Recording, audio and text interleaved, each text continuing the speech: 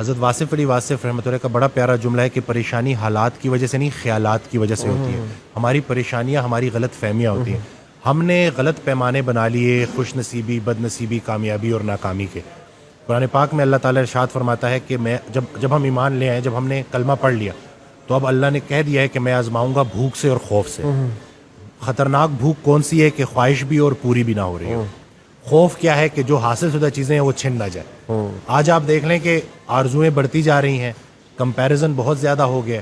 رسول اللہ صلی اللہ علیہ وسلم کی حدیث ہے کہ جب بھی دیکھو اپنے سے نیچے کو دیکھو, سر اٹھا کے اللہ سے کچھ مانگنے سے پہلے سر جھکا کے وہ ساری نعمتیں گن لو جو اللہ نے پہلے سے دی ہوئی ہیں. اینگزائٹی وسوسوں کی نیگیٹو تھاٹس کی بیماری ہے, یا ماضی کا پچھتاوا یا مستقبل کے اندیشے. پریزنٹ مومنٹ میں بندہ نہیں رہتا, یا ماضی کے اس کے بارے میں سوچتا رہتا ہے. آدھے لوگ تو ماضی بدلنا چاہتے ہیں, دیکھیں کیا چاہتے ہیں.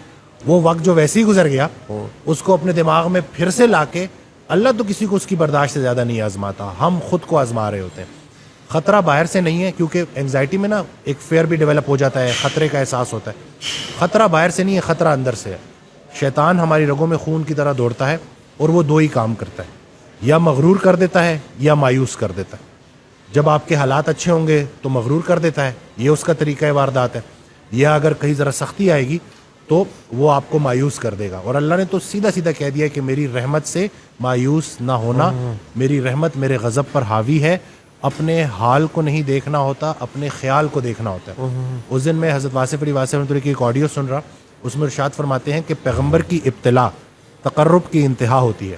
جتنا پیغمبر تکلیف میں ہوتا ہے اتنا اللہ کے قریب ہوتا ہے. اللہ کی تقسیم امیر اور غریب کی نہیں ہے, خوشی اور غم کی نہیں ہے, قریب اور دور کی ہے.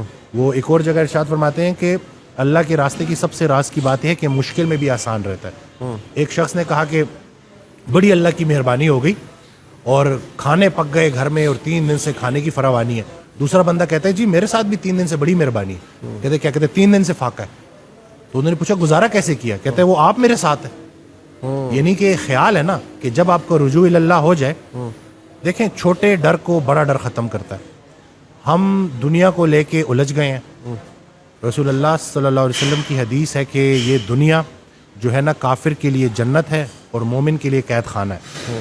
ہم نے جو ہمارا مضمون تھا نا وہ ڈپارچر کا تھا, ہم ارائیول کو لے کے بیٹھ گئے اور یہاں سے نکلنا ہی نہیں چاہتے. قید خانے کی سب سے بڑی نشانی یہ ہوتی ہے کہ جب بھی انسان اس سے نکلے تو خوشی خوشی نکلے. تو فضل یہ نہیں ہے کہ انسان موت سے بچ جائے, فضل یہ ہے کہ موت آسان ہو جائے. جو زندگی اللہ نے رکھی ہے آسانی کے ساتھ, اللہ کی ذکر کے ساتھ, رسول اللہ صلی اللہ علیہ وسلم کی محبت کے ساتھ اور انسان کی خدمت کے ساتھ گزرے. یہ جو ہم آرٹیفیشل ہو گئے ہیں نا, مصنوعی ہو گئے ہیں, کہ جیسے ابھی آپ نے بڑی پیاری بات کی کہ آدھا مسئلہ تو سننے سے حل ہو جاتا ہے. ہم سفر ہم خیال ہو جائے تو منزل آسان ہو جاتی ہے. اکثر آپ ہاسٹل لائف سے مجھے یاد آتا ہے کہ آپ لیٹے ہوئے ہو اور آپ نے کوئی ضروری جو ہے چیزیں لینے جانا ہے, اور آپ کہتے ہو کہ دوست کو کہتے ہو کہ یار میں نے بازار تک جانا ہے لیکن بڑا تھکا ہوں, اور وہ ایک دم سے کہتے ہیں کہ چل یار میں بھی تیرے ساتھ چلتا ہوں. وہ بس اتنا کہہ دینا کہ چل یار میں بھی تیرے ساتھ چلتا ہوں, تو پتہ نہیں کہاں سے ہمت آ جاتی ہے. تو ہم انسان جو ہے نا انسانوں کے لیے بنے ہیں, انسانوں کی خدمت کے لیے بنے ہیں. ہم مطلب لوگوں نے کیا کیا ہے, لوگوں نے انسانوں کو رد کر کے ان مشینوں کا سہارا لیا.